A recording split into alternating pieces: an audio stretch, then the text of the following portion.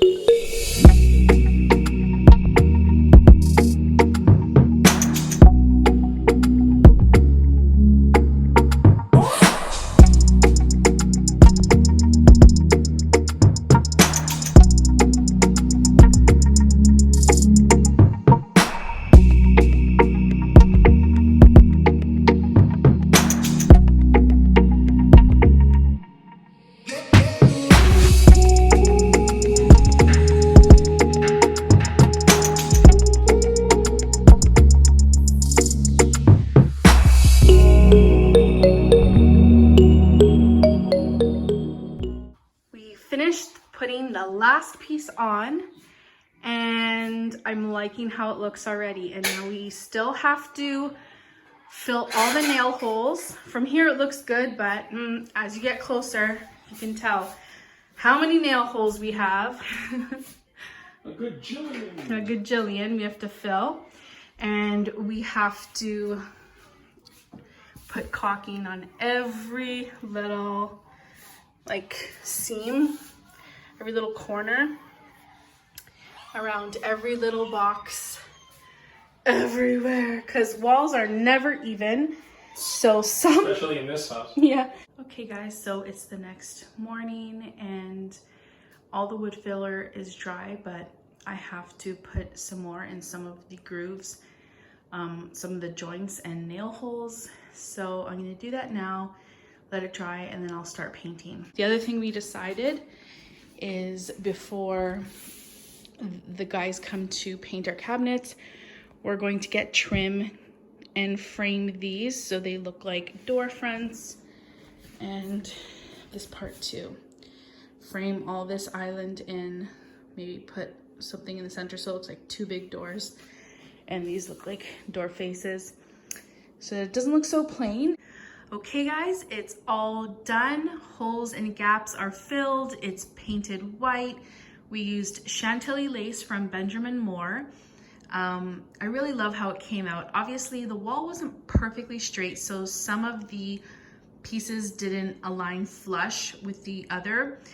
Some look perfectly flush, and then some looks like a gap, but up close it's perfectly filled.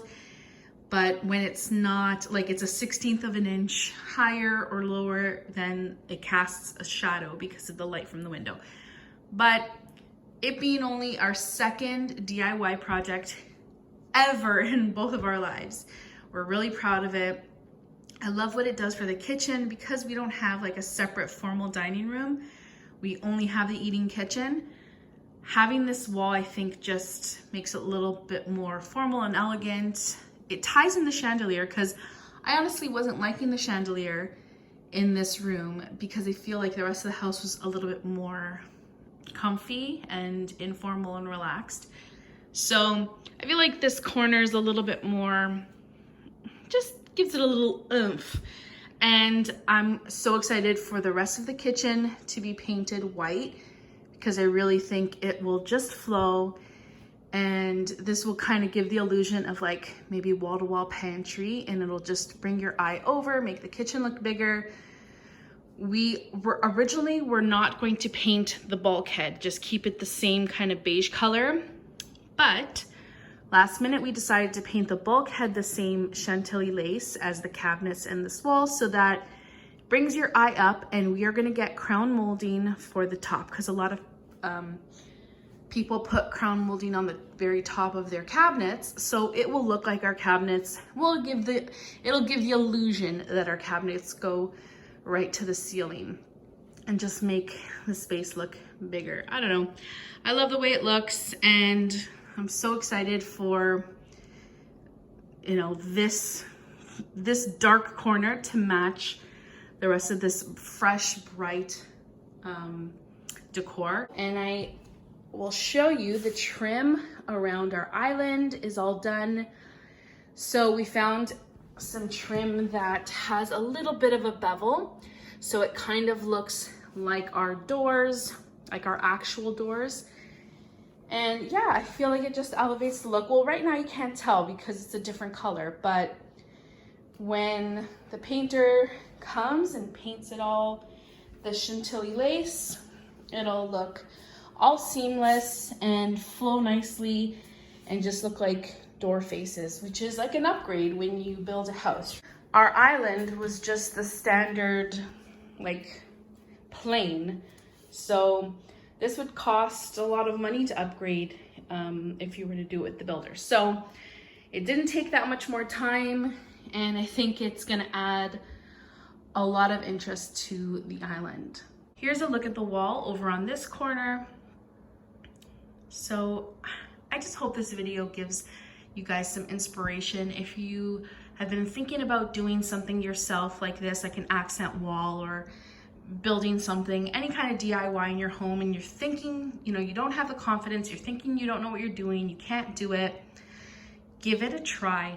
Your confidence will build after each little DIY project. Start with something small, like, you know, a trim wall or building a bench or something. Just take, if your marriage has survived putting together IKEA furniture, you can do this.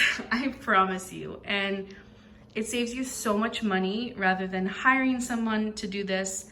Like, we're gonna hire someone to do the cabinets just because, like, it's personal. It depends on your situation at home. And I just feel like with George and Oliver, it'd be hard for Jim and I to focus on that. We don't really have the space to lay out all the cabinets and take the 2 weeks that you need to do, you know, a 1,000 coats of primer, 1,000 coats of top coat, and let each piece dry. And I don't know, I feel like I just want someone to come and take my doors to their shop and work it there. So you pick and choose where you want to spend the extra money and where you can save some money. And I feel like we saved a ton of money by doing this ourselves and adding the trim here ourselves, because, you know, the guy who's painting our cabinets could have done this for us, but what if it added like $500 or $1,000 to the price? So I feel like doing little things yourself can